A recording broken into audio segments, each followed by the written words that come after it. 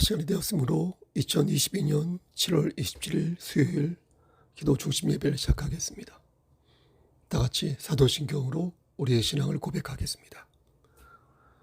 전능하사 천지를 만드신 하나님 아버지를 내가 믿사오며 그 외아들 우리 주 예수 그리스도를 믿사오니 이는 성령으로 잉태하사 동정녀 마리아에게 나시고 본디오 빌라도에게 고난을 받으사 십자가에 못 박혀 죽으시고 장사한 지 사흘 만에 죽은 자 가운데에서 다시 살아나시며 하늘에 오르사 전능하신 하나님 우편에 앉아 계시다가 저리로서 산 자와 죽은 자를 심판하러 오시니이다.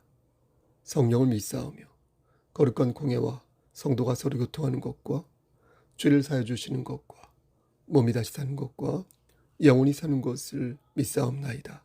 아멘. 거룩하시고 자비로우신 하나님 아버지, 하나님의 크신 사랑을 진심으로 감사드립니다. 오늘도 수요 기도 예배 드릴 수 있도록 허락하여 주신 은혜 감사합니다. 하나님, 이 예배 하나님께서 함께 하시사 성령이 선도하는 예배 될 수 있도록 하시고 우리가 기도하는 바, 간청하는 바가 하나님의 필연적인 뜻 안에서 하늘에 상달될 수 있도록 도와주시옵소서.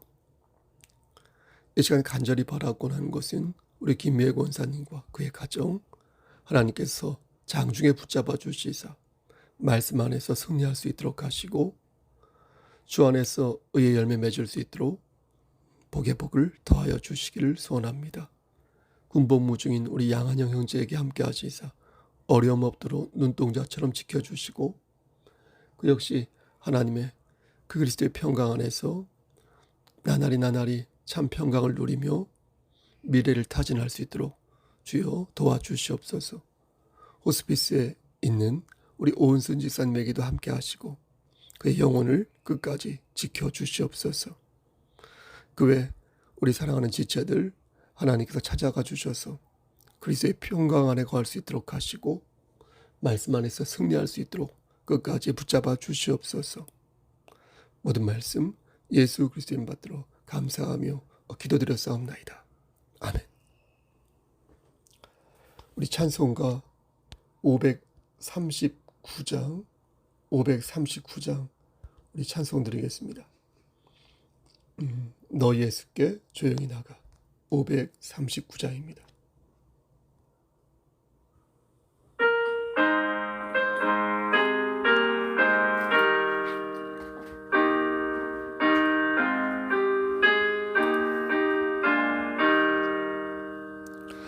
너 예수께 조용히 나가 내 모든 짐 내려놓고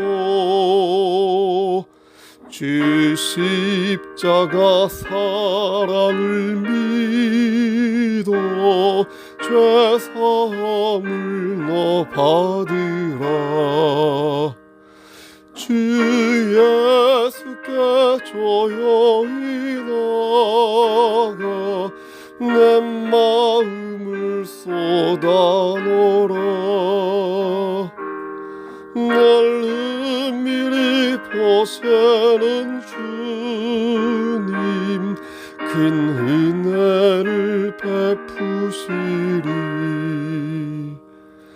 주 예수의 은혜를 입어 내 슬픔이 없어지리. 내 이웃을 널 사랑하여 너 받은 것 거저주라. 주 예수께 조용히 나가 내 마음을 쏟아놓으라. 늘 은밀히 보시는 주님 큰 은혜를 베푸시리. 주 예수를 친구로 삼 늘 내 옆에 모시어라. 그 영원한 생명 샘물에 내 마른 목 죽이어라. 주 예수께 조용히 나가 내 마음 쏟아놓으라. 늘 은밀히 보시는 주님 긴 은혜를 베푸시리. 너 주님과 사귀어 살면 새 생명이 넘치리라. 주 예수를 찾는 이 앞에 참 밝음이 비추어라. 주 예수께 조용히 나가 내 마음을 쏟아놓으라. 늘 은밀히 보시는 주님 큰 은혜를 베푸시리. 아멘.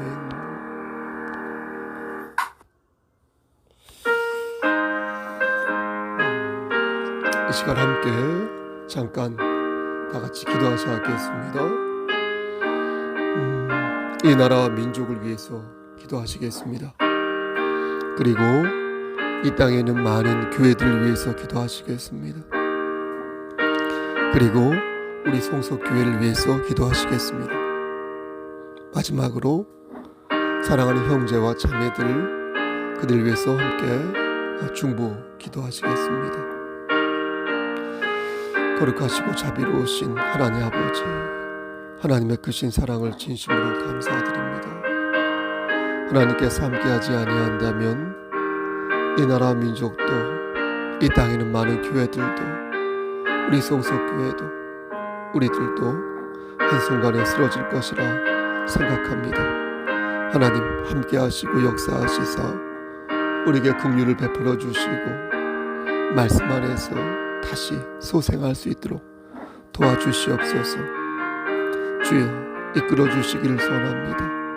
이 나라 민족이 우상의 공화국이 되지 아니하도록 하시고 믿음의 공화국으로서 반석 위에 세워지는 이 나라가 될 수 있도록 도와주시옵소서. 위정자에 함께 하시사 우상을 숭배하지 아니하도록 하시고 저가 무릎을 꿇어 회개할 수 있도록 하시고 저가 올바르게 이 나라를 통치할 수 있도록 붙잡아 주시기를 소원합니다.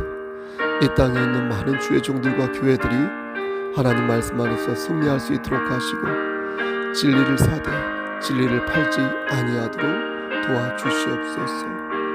하나님 우리 교회를 위해 기도합니다. 신동에 세우신 이 교회가 구원의 방주로서의 역할을 감당할 수 있도록 하시고 정말로 하나님 보시기에 아름다운 성숙한 제단 될 수 있도록 은총 내려 주시옵소서.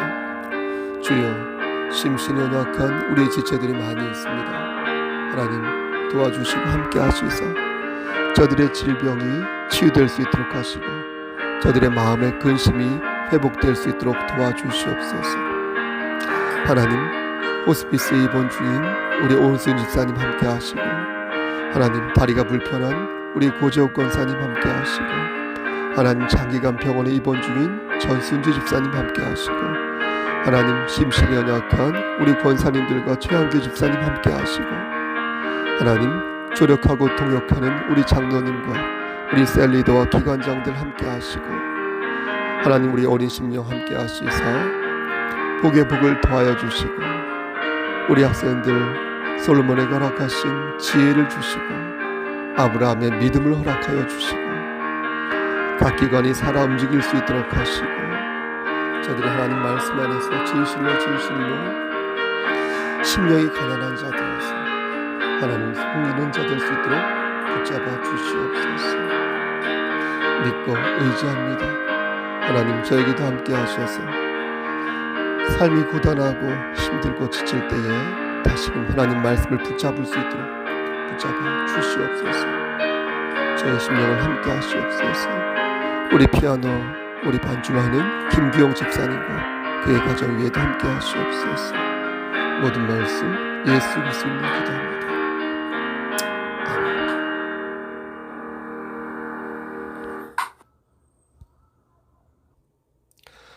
하나님 말씀 말라기 3장 7절에서 12절 말씀입니다. 말라기 3장 7절에서 12절 구약성경 제성경으로 1329쪽입니다. 7절 만군의 여호와가 이르노라 너희 조상들의 날로부터 너희가 나의 규례를 떠나 지키지 아니하였도다. 그런즉 내게로 돌아오라. 그리하면 나도 너희에게로 돌아가리라 하였더니 너희가 이르기를 우리가 어떻게 하여야 돌아가리까 하는도다. 사람이 어찌 하나님의 것을 도둑질하겠느냐. 그러나 너희는 나의 것을 도둑질하고도 말하기를 우리가 어떻게 주의 것을 도둑질하였나이까 하는도다. 이는 곧 11조와 봉헌물이라. 너희 곧 온 나라가 나의 것을 도둑질하였으므로 너희가 저주를 받았느니라. 만군의 여호와가 이르노라 너희의 온전한 11조를 창고에 들여 나의 집에 양식이 있게 하고 그것으로 나를 시험하여 내가 하늘 문을 열고 너희에게 복을 쌓을 곳이 없도록 붙지 아니하나 보라.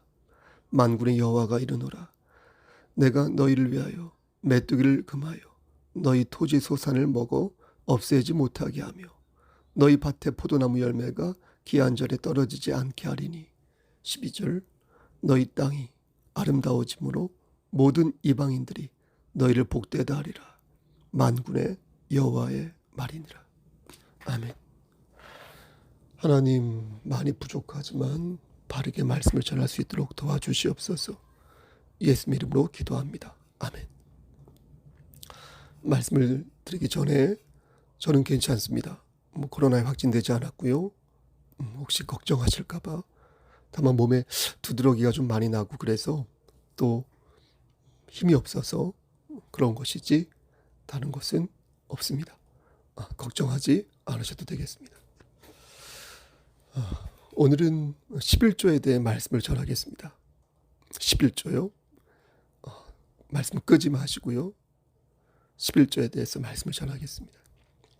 얼마 전 한 3주 전에 장로님과 몇몇 리더들과 함께 헌상에 대해 간략하게 토의를 한 적이 있었는데 그때 제가 받은 느낌은 이분들이 헌상에 대한 성경적 고찰을 듣고 싶어 하는구나 라는 것이었습니다. 그리고 송석교회 담임 목사로서 이 헌상을 어떻게 이해하고 적용하는지 그에 대한 저의 입장을 듣고 싶어 하는구나 라는 느낌을 받았습니다. 전 이에 대해 성경적 이해를 여러분들에게 들려드릴 수 있지만 그것을 가르치고 적용하는 데 있어서 조심스러운 것이 사실이다라는 것을 말씀드리겠습니다.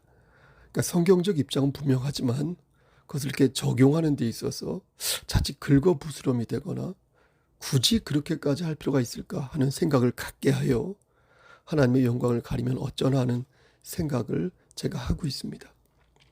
하지만 저희 이런 노파심과는 별개로 만약 헌상의 본질과 기본 정신마저도 혹시 여러분들이 모르고 있다면 그것은 심각한 일 아니겠습니까? 그렇죠? 그러하기에 그건 안 되겠다 싶어서 헌상의 정신, 헌상의 그 중심만큼은 확실하게 말씀을 전해야겠다는 그런 판단을 내린 것입니다. 그래서 1년에 한두 번 정도 하는데 올해도 한 번 하는 것입니다. 다시 말씀드려서 헌상은 정신이라 할 수 있는 그 헌상의 본질 있죠. 헌상의 본질 여러분 듣고 계신 거죠. 헌상의 본질과 그 목회 현장에서 담임 목사의 목양 방침에 따라 그것을 가르치고 적용하는 헌상의 적용이 있겠습니다. 저는 이렇게 두 가지를 나눠서 생각하거든요. 헌상의 본질, 헌상의 실질적인 적용. 이 적용은 반드시 본질에 입각해야 하므로 저는 여러분들에게 절대 포기해서는 안 될 헌상의 본질, 헌상의 정신을 말씀드리고 그리고 그것에 입각해서 우리 교회에서는 헌상을 어떻게 드려야 하는지 본질에 입각한 헌상의 적용 혹은 현상에 대해서 말씀드리겠습니다. 먼저 헌상과 헌금을 구분하여서 설명합니다. 저는 헌상이라는 말을 주로 사용하는데 하나님께 이렇게 올려드린다는 의미에서 헌상이나 헌금이나 사실은 특별한 차이는 없겠습니다. 다만 헌금은 이제 세금자를 쓰니까 돈이나 쌀을 하나님께 바친다는 의미로 이렇게 사전적인 정의를 내릴 수 있지 않을까요? 그렇다고 한다면 헌상은 윗상자를 쓰죠. 나를 하나님께 바친다. 헌실한 헌과 윗상자를 써서 왕에게 무언가를 이렇게 바친다는 의미가 있겠습니다. 그래서 저는 헌금이란 말보다 개인적으로 좀 더 포괄적인 의미를 내포한 헌상이란 말이 좀 더 마음에 와닿기에 이 헌상이란 말을 자주 사용하는 것입니다. 본문에 들어가기 전에 여러분들에게 꼭 말씀드리고 싶은 것은 헌상과 예배를 구분하지 말라는 것입니다. 여러분 이해되십니까? 예배든 헌상이든 모두 하나님께 나를 바치는 것 아니겠습니까? 하나님께 시간을 바치는 것이 예배라면 하나님께 물질을 바치는 것은 헌금이요 헌상인 것입니다. 그러니까 헌상과 예배는 형식만을 바꾼 예배라는 것입니다. 다시 말씀드려서 헌상은 교회에서 필요한 돈을 거두는 어떤 형식이나 절차가 아니라 돈 거둘 시간인가 보다 이런 게 아니라 하나님 앞에 드리는 예배의 형식이라는 것입니다. 다시 말하지만 헌상과 예배는 다른 게 아니라 하나님께 드리는 동일한 것이다. 헌상은 돈 걷는 별도의 시간이 아니라 예배의 다른 형식 중 하나란 사실을 여러분들이 꼭 기억해 주었으면 좋겠습니다. 성가대도 마찬가지예요. 따로 노래 부르는 시간이다 이게 아니에요. 기도도 마찬가지예요. 뭐 기도하는 시간인가 보다. 그게 아니에요. 회중을 대표하여 기도를 인도하는 것입니다. 강설도 마찬가지. 목사가 개인적으로 간증하거나 무슨 만담 이런 거 아닙니다. 그런 시간이 아닙니다. 이것도 예배의 어떻습니까? 형식 중 하나인 것입니다. 예배 콘텐츠가 여러 개 있을 거 아니겠어요? 그 콘텐츠 중에 하나 혹은 형식이 하나라는 거예요. 그러므로 이 모든 것이 하나님께 드려지는 헌신으로서의 예배라는 사실을 우리는 잊지 말아야 할 것입니다. 그럼 오늘 본문으로 들어가 보겠습니다. 오늘 본문을 한마디로 말씀드리면 하나님께 바쳐야 할 것을 너희가 바치지 않으면 너희는 복을 받을 수 없다. 이것입니다. 그럼 뭘 바쳐야 한다는 것일까요? 8절 말씀 끝을 보면 11조와 봉헌물 이렇게 나와 있습니다. 곧 11조와 봉헌물. 그러니까 하나님께서는 이스라엘 백성들이 11조와 봉헌물을 도둑질하였다라고 말씀하였습니다. 그래서 너희가 저주를 받게 된 것이다. 이렇게 말씀하시며 10절에서 말씀하기를 너희가 11조를 내면 내가 아낌없이 복을 줄 것이다. 이렇게 말씀을 하셨습니다. 그러니까 우리말 성경에는 이렇게 쌓을 곳 맞죠? 쌓을 곳이 없도록 붙지 아니하나 보라. 10절 말씀 끝에 이렇게 기록되어 있는데 원어 성경책을 찾아보니까 이 쌓을 곳이란 말이 없어요. 이 말은 없고 대신 담을 수 없도록 이렇게 말씀합니다. 어쨌든 간에 복을 많이 주신다는 겁니다. 근데 너희가 자꾸 내 것을 도둑질하니까 11절에서 말씀하는 것처럼 온갖 재앙과 저주를 받게 되었다는 것입니다. 그럼 왜 하나님께서는 저들에게 11조와 봉헌물을 바치라고 한 것일까요? 하나님께서 돈과 곡식이 필요하셨던 것일까요? 여러분 그게 아니라는 것은 잘 아실 겁니다. 그런데도 하나님께서 이렇게 말씀하신 이유는 앞에서도 말씀드렸지만 그것이 당신을 향한 헌신의 일환이라고 본 것입니다. 너희가 나를 정말로 주인이라고 생각한다면 그것을 증명할 수 있는 증거를 보이라는 것입니다. 그게 예배로서의 헌신이든 헌상으로서의 헌신이든 아니면 무엇이든 간에 그것을 보이라는 것입니다. 그럼 이 증거 중에서 하나만 보여도 되는 것일까요? 예를 들어서 헌상은 하지 않고 예배만 드리는 거예요? 아니면 예배는 드리지 않고 헌상만 보내는 거예요? 아니면 두 개 다 하지 않고 다른 방식으로 하나님이 내 삶의 주인이라는 것을 증거하는 거예요.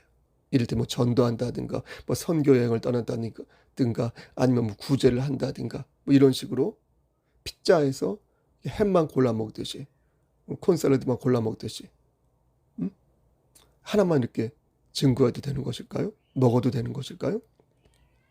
그렇지 않습니다. 아니, 그럴 수 없습니다. 왜냐하면 이것들은 모두 하나님을 향한 헌신으로 이어져 있기 때문입니다. 여러분 생각해 보십시오. 사랑하는 사람이 있어요. 여러분 앞에. 근데 그에게 꽃을 사주면서 대신 밥은 안 사준대요. 좀 이상하지 않습니까? 어떻게 그럴 수 있습니까? 사랑하는 사람이라면 사랑이라는 범주 안에서 그를 위해 많은 것을 하고 싶은 것 아니겠습니까? 물론 능력이 되지 못해서 그에게 고가의 선물을 사주지 못하거나 맛있는 고기를 못 먹일 수는 있어요. 차가 없어서 버스 타거나 또 버스 토큰이 없어서 어쩔 수 없이 걸어 다닐 수도 있어요. 하지만 그의 마음은 어떻습니까? 한결같은 것입니다. 마음은 원인데 정말로 여건이 안 되어서 그러는 것이니 그런 마음을 품을 때 상대방도 사실 다 압니다. 그 마음을 압니다. 하나님을 향한 헌신도 마찬가지입니다. 정말로 하나님을 내 삶의 주인이라고 생각한다면 이스라엘 백성들처럼 행동해서는 아니 되는 것입니다. 그들은 어떻게 행동했습니까? 말라기 1장 6절 말씀 이하를 보니까요. 그들은 하나님을 멸시하였습니다. 멸시. 제사장들로부터 시작하여 모든 백성이 하나님을 다 멸시했어요. 그러면서 말하기를 우리가 언제 하나님을 멸시했습니까? 라고 물으며 자신의 행동을 반성하지 않았습니다. 멸시하면서 멸시하지 않았다고 반문한 거예요.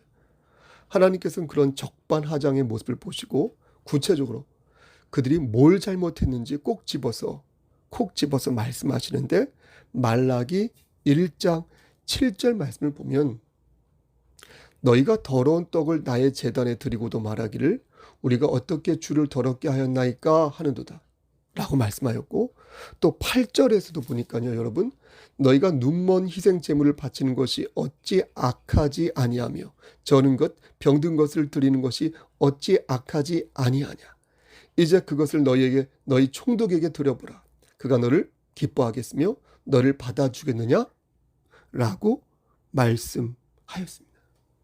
그러니까 이게 뭐냐면 당시 많은 이스라엘 백성들이 흠없는 양을 하나님께 바치는 것이 쓸데없는 짓이라고 생각했다는 겁니다. 어차피 태우면은 이게 흠이 있든 없든 중요하지 않다고 본 거예요. 없어질 거. 병든 양 바치면 어떻습니까? 없어질 거. 다리를 저는 염소 바치면 어떻습니까? 없어질 거. 이렇게 생각했다는 겁니다. 그래서 하라고 하니까 해야겠고 생색만 내듯이 이렇게 꺼내서 주머니에서 대충 이렇게 바치는 신용만 한 것입니다. 준비하지 않고. 그런데 하나님께서 그것을 지적하신 것입니다. 너희가 그 병든 것을 총독에게 바칠 때 그 총독이 기뻐하겠냐? 기뻐하겠냐? 너라면 기뻐하겠냐? 그 사람이라면 기뻐하겠냐? 한번 보라는 거예요. 응? 질책하신 것입니다. 이렇게 말씀드리면 어떤 사람들은 비아냥거리듯 이렇게 말합니다. 하나님도 목사님 명품을 좋아하시나 봅니다. 하나님 그렇게 안 봤는데 꽤 고급스러운 것을 좋아하시네요. 그럼 저는 그에게 묻지 않을 수가 없는 것입니다. 흠이 없는 것을 바치는 것이 그렇게 어려운 일인가? 당신이 진정 하나님을 당신의 삶의 주인이라고 믿는다면 당신 정말로 병든 것을 하나님께 드릴 수 있는가? 누구나 싫어할 만한 것을 하나님께 드리면서 당신은 어떻게 하나님께 복을 바랄 수 있는가? 이렇게 묻지 않을 수 없어요. 중요한 것은 헌상의 정신입니다. 왜 헌상을 드리는가? 왜 흠없는 것을 하나님께 드려야 하는가? 왜 주님께서는 과부의 2렙돈을 그 어떤 헌상보다도 귀하게 여기셨는가? 정말 당신은 그것을 모르는가? 묻지 않을 수가 없는 거죠. 사람들이 오늘 본문을 읽으면서 종종 착각하는 부분이 있습니다. 그것은 11조를 하면 하나님께 복을 받는다는 것입니다. 하지만 우리는 오늘 본문을 전체의 맥락에서 이해해야 합니다. 하나님께서는 지금 돈 몇 푼을 가지고 뭐라고 말씀하는 것이 아닙니다. 오늘 본문의 핵심은 11조에 있는 것이 아니라 하나님을 향한 헌신에 있습니다. 여러분, 헌신. 하나님께서는 당신을 떠난 여러 사례 중에 하나를 오늘 본문에서 말씀하신 것입니다. 너는 내 것을 도둑질하였다. 그러니 너희는 복을 받지 못할 것이다. 하지만 너희가 더 이상 도둑질하지 아니하면 나는 너희들에게 아낌없이 복을 줄 것이다. 그럼 이때 우리는 내가 도둑질한 것이 무엇이 있는지 생각해 봐야 하는 것입니다. 여러분 한번 생각해 보십시오. 내가 하나님께 시간을 도둑질하였는가? 내가 하나님께 물질을 도둑질하였는가? 하나님을 사랑하는 마음과 하나님을 섬기는 마음을 다른 것으로 혹시 잃어버리지는 아니하였는가? 돈만 생각할 것이 아니라 하나님을 향한 나의 전반적인 태도를 돌아봐야 한다는 것입니다. 그래서 11조만 바치면 복을 받는다고 이해할 것이 아니라 하나님을 주인으로 섬겨야 복을 받을 수 있다고 이해해야 한다는 것입니다. 아멘. 보세요. 하나님의 품으로 돌아오지 않는 사람이, 아는 사람이 나는 11조를 했으므로 복을 받는다고 생각한다면 그건 오산이라는 거예요. 착각이라는 거예요. 한 번 더 강조합니다. 하나님께 헌신하시라. 순종이 제사보다 낫다는 말씀도 하나님께 헌신하는 마음을 가질 때, 다시 말해서 하나님을 내 삶의 주인으로 섬길 때 헌상도 하고 기도도 하고 찬양도 하고 청소도 하고 봉사도 하고 구제도 하고 성가대도 서고 반주도 하고 리더도 하고 온전히 예배도 드릴 수 있다는 것입니다. 그럼 어느 정도 헌상의 본질이 설명된 것 같으니 이제 송석교회 담임 목사로서 헌상의 이해와 적용에 대해서 말씀드리겠습니다. 이 부분은 계속해서 발전 지향성을 갖고 있습니다. 수정될 수 있고 보완될 수 있습니다. 그럼 이해를 돕기 위해 질문에 대한 답변 형식으로 말씀드리겠습니다. 첫 번째 질문입니다. 11조를 해야 합니까? 네, 해야 합니다. 왜냐하면 11조의 정신은 신약 시대에도 살아있기 때문입니다. 11조라는 항목을 지워도 좋습니다. 봉헌물이라는 이름 속에 11조를 넣어도 좋습니다. 11조란 이름을 교회 공동체 안에서 합의하여 다른 항목으로 바꿔도 좋습니다. 전체 교인들이 다 무기명으로 해도 좋습니다. 저는 모든 것이 우리 송석교회 공동체 안에서 합의 아래 투명한 절차, 민주적 절차 아래 가능하다고 생각합니다. 하지만 절대 변질되어서는 안 될 것은 거듭 말씀드리지만 11조의 정신입니다. 하나님을 내 삶의 주인으로 인정하는 증거로 11조는 명명백백한 정신이 있습니다. 저는 11조의 정신을 세 가지로 나누어 이해합니다. 첫째, 하나님을 섬기는 마음. 둘째, 하나님을 섬기는 자를 위한 배려. 마지막으로 셋째, 사회적 약자에 대한 긍휼이 그것입니다. 그런 면에서 두 번째 질문, 11조를 어떻게 해야 합니까? 11조를 반듯하게, 올바르게 해야 합니다. 저는 이 세 가지가 잘 지켜지는 교회가 물질적으로도 풍족해야 한다고 믿습니다. 하나님을 섬기는 마음, 하나님을 섬기는 자를 위한 배려, 사회적 약자에 대한 긍휼, 이 세 가지가 잘 지켜지는 교회에 여러분들이 11조를 안 할 이유가 없습니다. 만약 이것이 잘 지켜지지 않는다면 저는 그것이 잘 지켜지는 교회에 여러분들이 헌상하라고, 우리 송석교회 헌상하지 말고요, 여러분들에게 말씀드리고 싶습니다. 나의 헌상이 엉뚱한 데 쓰이고 나의 헌상이 잘못된 곳에 쓰인다면 어떻게 그런 곳에 헌상할 수 있겠습니까? 간단하게 세 가지를 살펴보겠습니다. 먼저 하나님을 섬기는 마음입니다. 하나님을 주인으로 섬기는 내가 하나님을 섬기는 마음으로 헌상하였습니다. 그런데 정작 내가 몸담고 있는 교회가 하나님을 주인으로 섬기는 것 같지 않습니다. 땅을 사고 헌상으로 건물을 올리고 헌상으로 회관을 짓고 담임 목사님 사회적 지위를 올리는데 사용되어지는 것 같습니다. 그럼 그게 과연 하나님을 주인으로 섬기는 교회의 모습일까요? 창세기 14장 20절에서 아브라함이 전쟁 후에 멜기세덱에게 11조를 주었을 때 두 사람은 모두 하나님을 주인으로 섬기고 있었습니다. 창세기 28장 22절에서 야곱이 베델에서 하나님께 11조를 드렸을 때도 그는 하나님을 주인으로 생각하며 자신의 재산이 자신의 노력에 의한 결과가 아니라고 생각했습니다.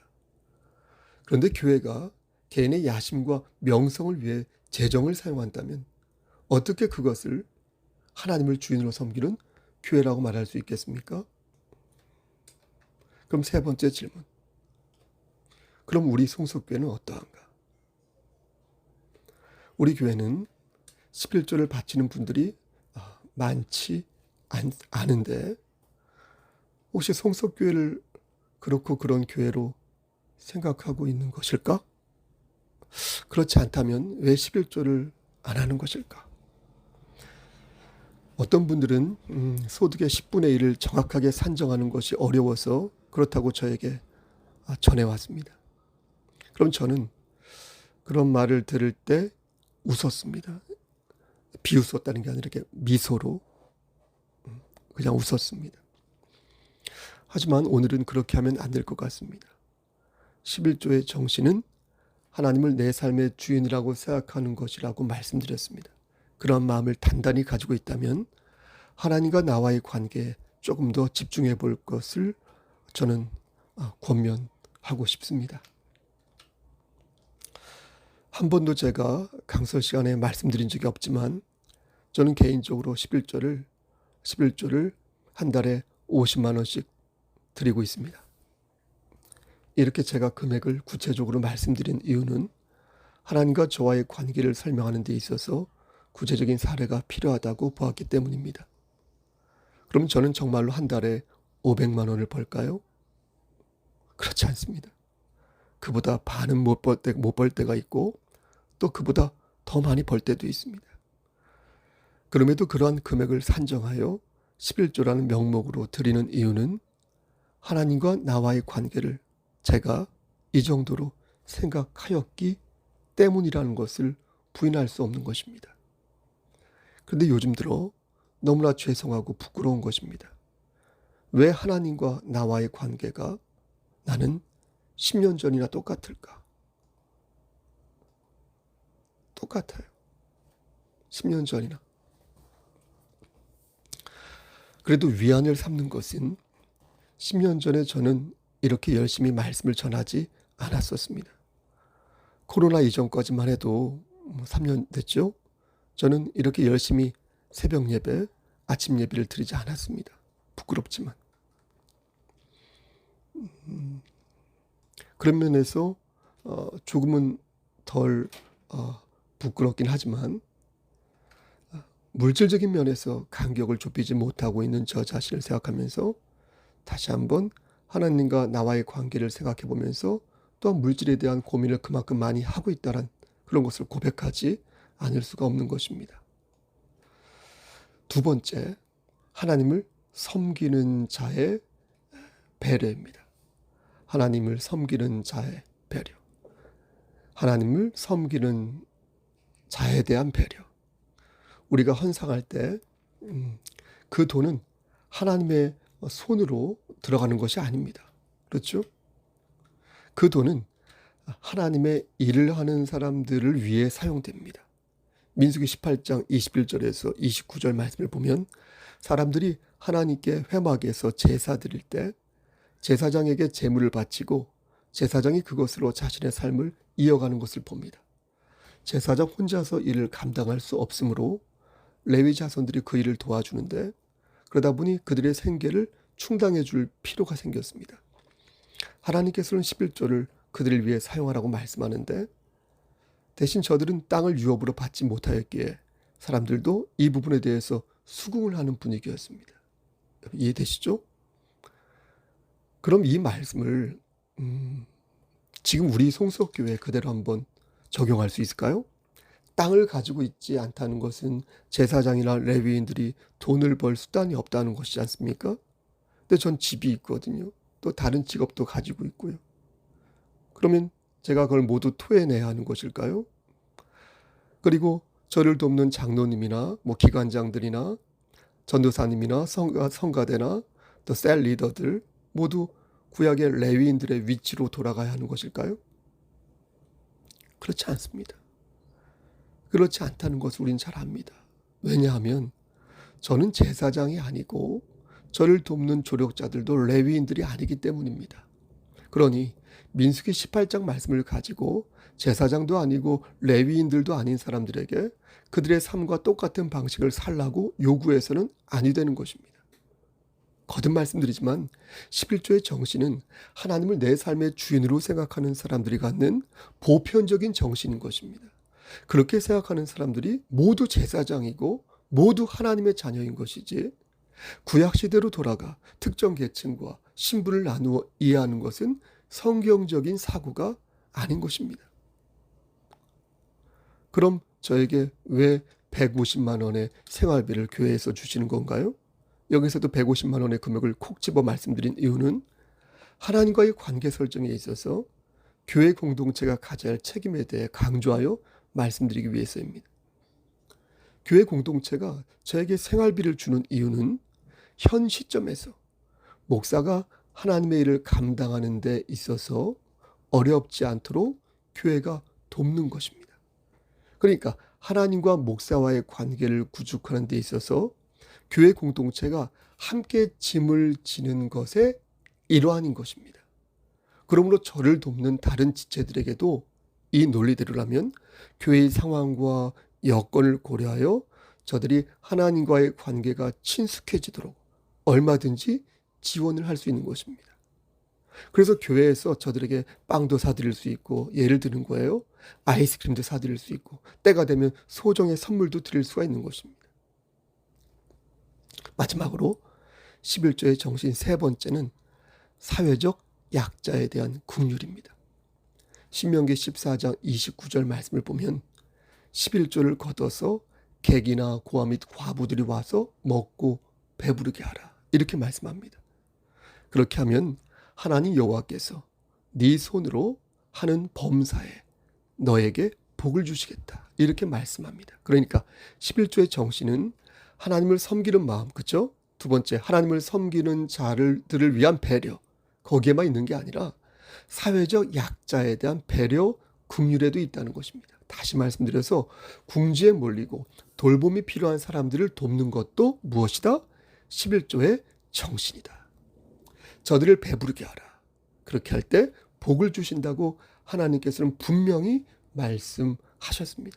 그런 교회와 그런 교회 공동체 위에 하나님께서 범사에 복을 주시겠다고 신명기 14장 29절에서 분명히 말씀하셨습니다.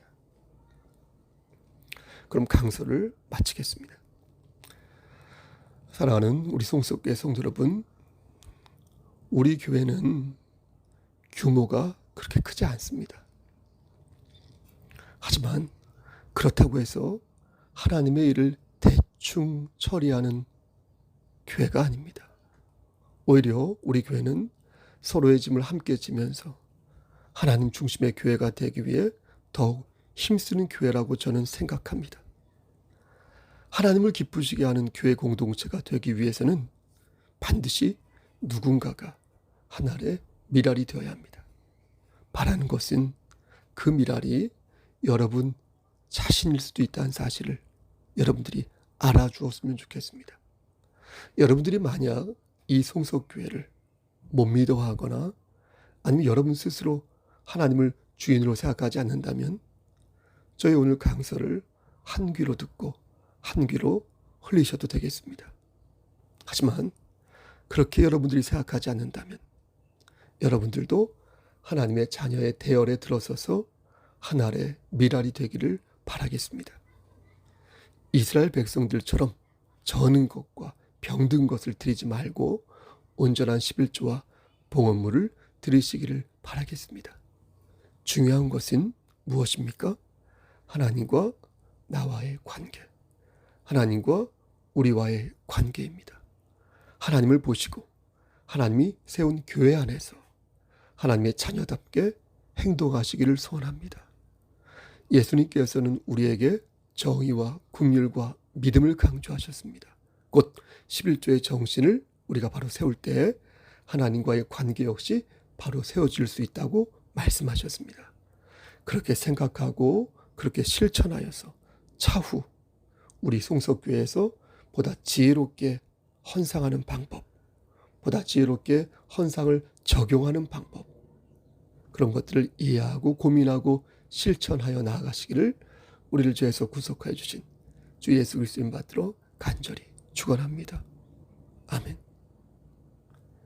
이제는 우리를 죄에서 구속하여 주신 우리 구주 예수 그리스도의 은혜와 아버지 하나님의 만극하신 그 사랑하심과 성령 하나님의 교통하시고 인도하시는 모든 역사하심이 하나님 말씀 안에서 하나님과 나와의 관계를 먼저 생각하고 하나님이 내 삶의 주인이라는 사실을 기억하여서 헌상할 수 있는, 그리하여 하나님을 기쁘시게 하여 나아가기를 소원하는 여기 모인 성도와 그들의 가정과 이 재단과 이 나라 위에 하나님의 사랑하심이 세세토록 함께 계실지어다. 아멘. 예배를 마쳤습니다. 지금 시각이 6시 53분이네요. 편집을 이거야말로 대충 하고 그대로 올리는 방향으로 하도록 하겠습니다. 여러분 편안한 밤 보내시고요. 내일 아침 예배 때 만나 뵙겠습니다. 저는 정말 괜찮습니다. 샬롬.